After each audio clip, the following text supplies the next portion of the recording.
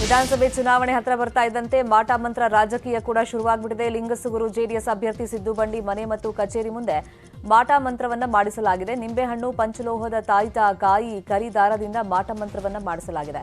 ಬಿಜೆಪಿಯವರೇ ಮಾಟ ಮಂತ್ರ ಪ್ರಯೋಗ ಮಾಡಿದ್ದಾರೆ ಅಂತ ಹೇಳಿ ಸಿದ್ದು ಬಂಡಿ ಹೇಳಿದ್ದಾರೆ. ಈ ಮೂಲಕ ಪರೋಕ್ಷವಾಗಿ ಬಿಜೆಪಿ ಅಭ್ಯರ್ಥಿ ಮಾನಪ್ಪ ವಜ್ಜಲ್ ಮೇಲೆ ಆರೋಪವನ್ನ ಮಾಡಿದ್ದಾರೆ. ಆದರೆ ಮಾಟ ಮಂತ್ರದ ಸಂಸ್ಕೃತಿ ಬಿಜೆಪಿಯದ್ದಲ್ಲ, ಅದೇನಿದ್ರು ಸಿದ್ದು ಬಂಡಿ ಗೊತ್ತು. ಅವನ ಕೈಯಲ್ಲಿರೋ 100 ದಾರಗಳು ಮಾಟ ಮಂತ್ರ ಮಾಡಿಸಿದವು ಅಂತ ಹೇಳಿ ವಜ್ಜಲ್ ಹೇಳಿದ್ದಾರೆ. 7ನೇ ವೇತನ ಆಯೋಗದ ಶಿಫಾರಸುಗಳನ್ನು ಜಾರಿಗೆ ತರುವ ಬೇಡಿಕೆಗೆ ಇವತ್ತೇ ಕೊನೆ ದಿನ. ಬೇಡಿಕೆ ಈಡೇರಿಸದೇ ಇದ್ರೆ ನಾಳೆಯಿಂದ ರಾಜ್ಯದಲ್ಲಿ ಸರ್ಕಾರಿ ನೌಕರರು ಅನಿರ್ದಿಷ್ಟಾವಧಿ ಮುಷ್ಕರವನ್ನು ನಡೆಸುವುದಾಗಿ ಕರ್ನಾಟಕ ಸರ್ಕಾರಿ ನೌಕರರ ಸಂಘ ಘೋಷಣೆಯನ್ನ ಮಾಡಿದೆ. ರಾಜ್ಯ ಸರ್ಕಾರದ ವಿರುದ್ಧ ನಾಳೆಯಿಂದ ಕುಟುಂಬ ಸಮೇತವಾಗಿ ಬೆಂಗಳೂರಿನ ಫ್ರೀಡಂ ಪಾರ್ಕ್ನಲ್ಲಿ ಅನಿರ್ದಿಷ್ಟಾವಧಿ ಸತ್ಯಾಗ್ರಹವನ್ನು ನಡೆಸುವುದಾಗಿ ಸಾರಿಗೆ ನೌಕರರು ತಿಳಿಸಿದ್ದಾರೆ.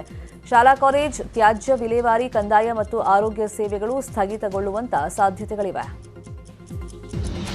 ಹಾವೇರಿಯ ಶಿಗ್ಗಾವಿ ಪಟ್ಟಣದ ಗಂಜಿಗಟ್ಟಿಯ ದ್ಯಾಮವ್ವ ದೇವಿ ಜಾತ್ರೆ ನಡೆದಿದೆ. ಸ್ವಕ್ಷೇತ್ರ ಶಿಗ್ಗಾವಿಗೆ ಆಗಮಿಸಿದ ಸಿಎಂ ಬೊಮ್ಮಾಯಿ ಶಕ್ತಿಶಾಲಿ ಗ್ರಾಮ ದೇವತೆ ಜಾತ್ರಾ ಮಹೋತ್ಸವದಲ್ಲಿ ಪಾಲ್ಗೊಂಡಿದ್ದರು. ಸಿಎಂ ಬಸವರಾಜ ಬೊಮ್ಮಾಯಿ ಅವರ ಪತ್ನಿ ಚೆನ್ನಮ್ಮ ಬೊಮ್ಮಾಯಿ ಕೂಡ ದೇವಿ ದರ್ಶನ ಪಡ್ಕೊಂಡ್ರು. ಈ ವೇಳೆ ಮಹಿಳೆಯರು ಕಾರ್ಯಕ್ರಮದಲ್ಲಿ ಮಾತನಾಡಿದಂತಹ ಸಿಎಂ, ನಿಮ್ಮ ಆಶೀರ್ವಾದದಲ್ಲಿ ದೊಡ್ಡ ಶಕ್ತಿ ಇದೆ, ನಿಮಗೆ ನಾನು ಋಣಿಯಾಗಿದ್ದೀನಿ.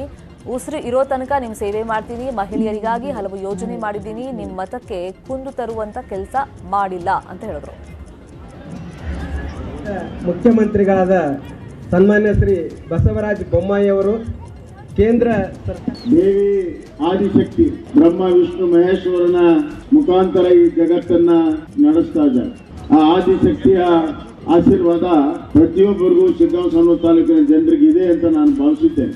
ಆ ದೇವಿಯ ಆಶೀರ್ವಾದದಿಂದ ನಾನು ಮುಖ್ಯಮಂತ್ರಿಯಾಗಿ ಮಾಡುವಾಗ ಹಲವಾರು ಯೋಜನೆಗಳನ್ನ ಈ ನಾಡಿನ ತಾಯಂದಿರಿಗೆ, ಮಹಿಳೆಯರಿಗೆ ಯೋಜನೆಗಳನ್ನ ಮಾಡಿದ್ದೇನೆ.